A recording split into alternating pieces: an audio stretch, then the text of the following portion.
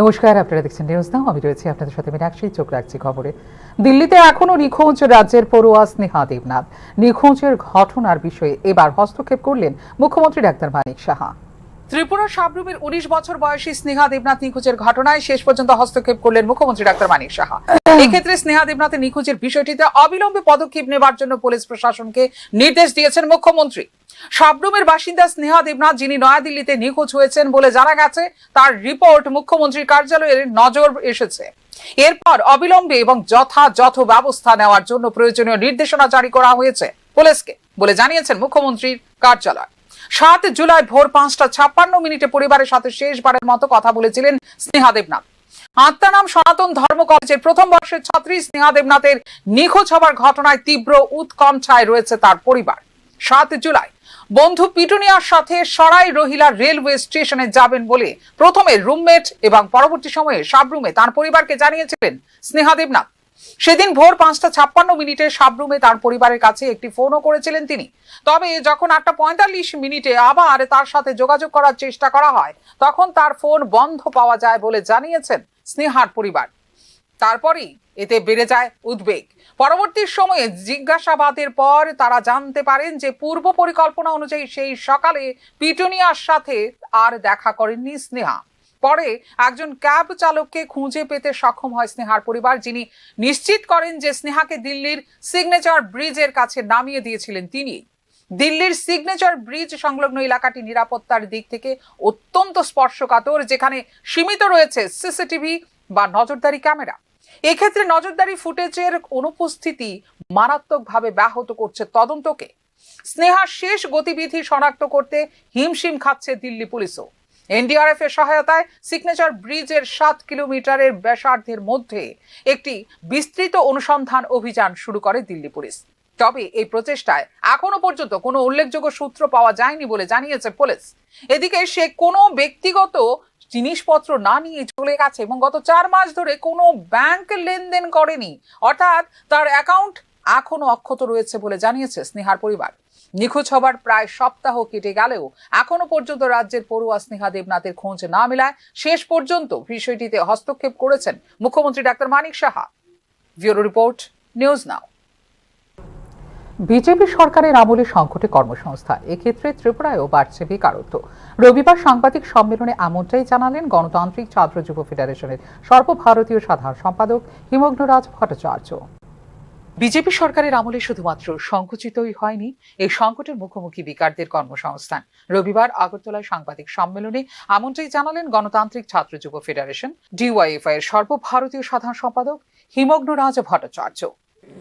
BJP ক্ষমতায় আসার পর থেকেই আমাদের ভারতবর্ষ জুড়ে কর্মসংস্থান এখন আর সমস্যা না, এখন সংকটে পর্যবসিত হয়েছে।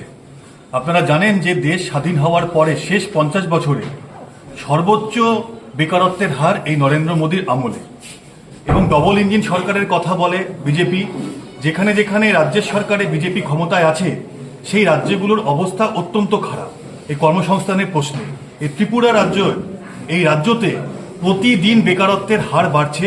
এখান থেকে গ্রাম থেকে একদম শহর থেকেও এখন বাইরে ছেলেরা মেয়েরা কাজ করতে যাচ্ছে, আর দুর্ঘটনা ঘটছে, কফিন বন্দী হয়ে ফিরে আসছে ত্রিপুরার বুকে।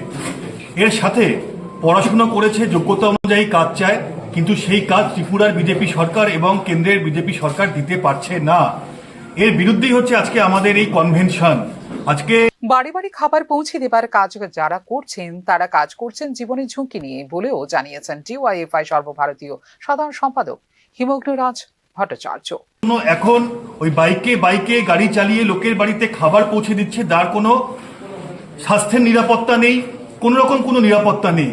10 মিনিটে লোকের মাসকাবাড়ির বাজার পৌঁছে দেবে বলে কোম্পানিগুলো বিজ্ঞাপন করছে। ওই 10 মিনিটের মাঝে মাসকাবাড়ির বাজার বাড়িতে পৌঁছতে গিয়ে রাস্তায় যদি সেই ছেলেটার বা মেয়েটার অ্যাক্সিডেন্ট হয়ে যায়, তার দায়িত্ব কোম্পানিও নিচ্ছে না, কোম্পানিকে নিতে রাজ্যের সরকার বা কেন্দ্রের সরকার বাধ্য করছে না। এর বিরুদ্ধেই হচ্ছে আমাদের ডিওয়াইএফআই লড়াই। এই সমস্যা আরো আগামী দিনে বাড়বে, তাই আমরা ডিওয়াইএফআই ত্রিপুরা রাজ্য কমিটি আজকে এই কনভেনশনের উদ্যোগ করেছে। আমাদের এখানকার সংগঠনের নেতৃত্বরা এসছেন।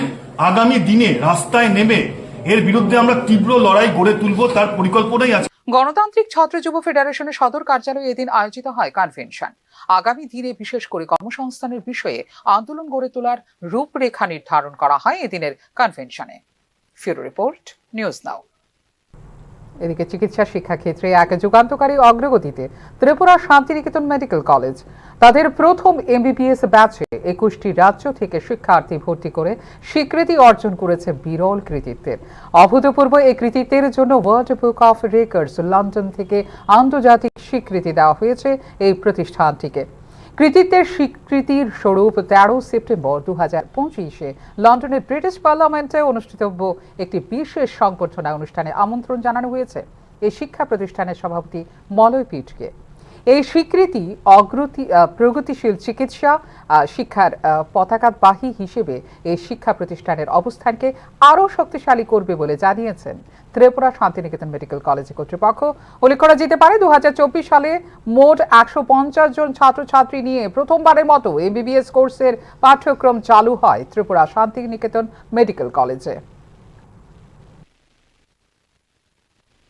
সেক্টরে কোভিডের পর আমরা দেখেছিলাম কিভাবে হেলথ সেক্টরে মানুষ কতটা আমাদের অসহায় এবং এই সেক্টর উপযোগী কত জব রয়েছে এবং তার শর্টেজটা আমরা স্বীকৃতি দিতে পারিনি গ্রামীণ ডাক্তারবাবুদের।